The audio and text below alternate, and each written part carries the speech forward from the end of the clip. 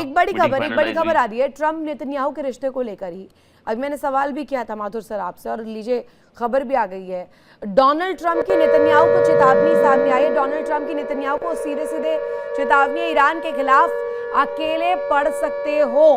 Iran के खिलाफ इस जंग में नेतन्याहू को सीधे सीधे ये चेतावनी दी है, अलर्ट किया है कि अमेरिका का साथ नहीं मिला तो अलग थलग पड़ जाओगे इस जंग में, और ईरान के खिलाफ अकेले लड़ना पड़ सकता है। नासिर का जल्दी से रुक करते हैं, हमारे साथ जुड़े हुए नासिर। जो तस्वीर इस वक्त नजर आ रही है नासिर, अगर देखा जाए तो सीधे सीधे डोनाल्ड ट्रंप सिर्फ और सिर्फ ईरान के लिए नहीं स्टेटमेंट्स दे रहे हैं, स्टेटमेंट बेंजामिन नेतन्याहू को भी दे रहे हैं कि संभल जाइए और ठीक ठीक हिसाब लगा लीजिए, आप प्रॉक्सी करिए, इसकी वजह से दुनिया को मत स्टेक पर रखिए। पर ये बहुत लेट नहीं आया क्या? ये दिमाग थोड़ा सा पहले नहीं आना था? अगर ईरान पर हमला कर दिया, एपिक फ्यूरी लॉन्च कर दिया, उसके बाद अब जब जंग की स्थिति में ईरान का मुकाबला नहीं कर पा रहे, तब जाकर समझ आई अमेरिका को।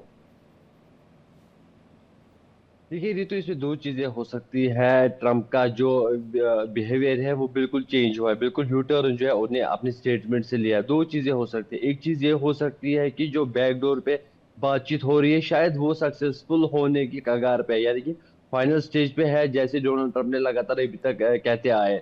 दूसरी चीज ये हो सकती है जो उनको सपोर्ट नहीं मिला, अपने रिपब्लिकन अपने कांग्रेस से वोट्स नहीं मिले, वो रीजन हो सकता है कि डोनाल्ड ट्रम्प को वहां से भी वोट्स नहीं मिले।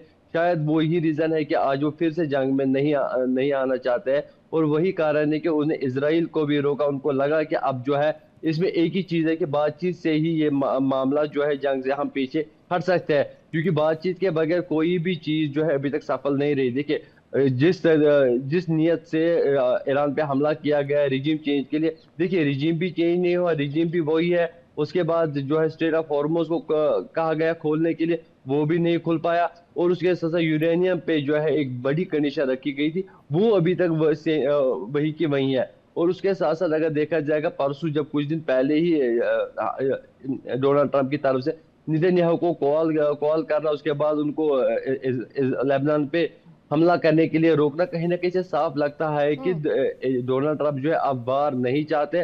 वो चाहते हैं कि जो भी इश्यूज है। जानना चाहूंगी माथुर सर, अगर इस समस्या में उलझना नहीं था तो इसे शुरू क्यों करना था? यही मेरा प्रश्न है।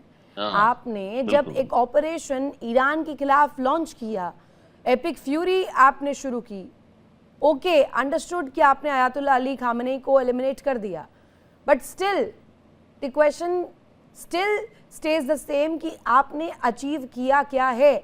आप एंड में आकर के कैसे देश से हार मानने वाली स्थिति पर पहुंच चुके मानसिक तौर पर? बिल्कुल, देखिए इसमें दो तीन बातें समझने वाली हैं। अगर आपने इजराइल को बोल रहे हो कैसा आपको पीछे जाना चाहिए, करना चाहिए, तो अभी अब्राहम अकॉर्ड की बात भी लेकर आ रहे हो। सारे मिडिल एशिया के अंदर मिडिल ईस्ट के जितने भी कंट्रीज है सबको अब्राहम अकॉर्ड को साइन करने के लिए कहा जा रहा है। पाकिस्तान से भी कहा जा रहा है कि उसको साइन करो। तो ये सब जब किया जा रहा है तो इसका तो इजराइल को तो आपके सामने वैल्यू है, क्योंकि आप चाहते हो कि आप जब वहां से हटो तो आप इजराइल की वैल्यू करोगे। अब सब इजराइल की जिम्मेदारी हो जाएगी वहाँ पूरे इलाके में लॉ एंड पीस को देखने की। तो इसलिए वहाँ कोई भी ऐसा व्यक्ति एक्टिविटी नहीं करे जो वहाँ ऐसा हो जो सबको परेशान करे। और ये बात समझ ध्यान देने वाली दूसरी बात यहाँ ऐसी है कि मान लीजिए इन केस हम थोड़ा उल्टा सोचते हैं कि डोनाल्ड ट्रंप ने सब आर्मी और पुलिस सबको समेट के यहाँ से वापस वाशिंगटन चले गए, उस समय ईरान की स्थिति क्या होगी? ईरान जो है सर पे चढ़ा जाएगा बिल्कुल बुरी तरह। अरे हमने अमेरिका को भगा दिया यहाँ से, अब तो सब दुनिया भर के दादा हम ही यहीं पे। तो ये जितने आसपास के मिडिल ईस्ट के देश हैं इनका जीना हराम कर देंगे वो लोग, बहुत बुरा हाल कर देंगे ये।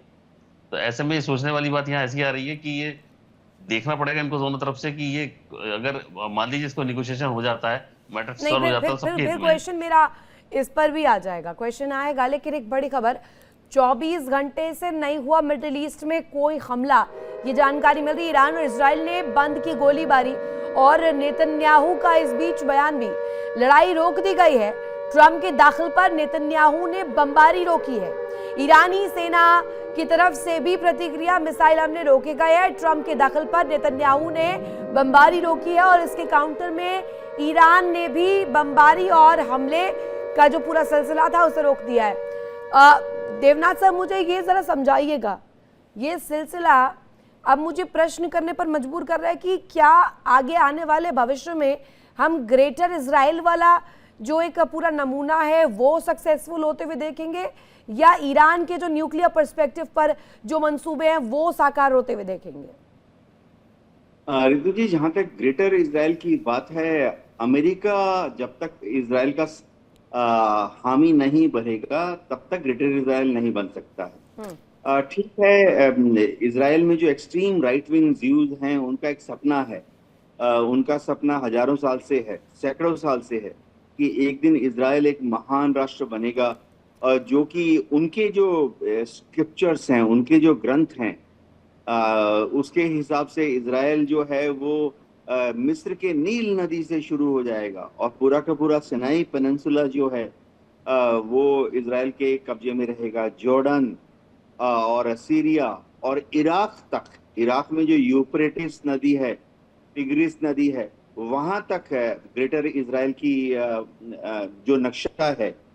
एक बार तो नेतन्याहू ने खुद जोश में आकर प्रेस ब्रीफ के दौरान ग्रेटर इजराइल का नक्शा दिखा दिया वर्ल्ड प्रेस को अपनी जेब से निकालकर, जिसमें कि जिसको देखने के बाद तो मिस्र के लोग भी हक्के बक्के रह गए, जॉर्डन के किंग भी हक्के बक्के रह गए, सीरिया और इराक के लोग भी हक्के बक्के रह गए। लेकिन ग्रेटर इजराइल उस मायने में कभी नहीं बनेगा।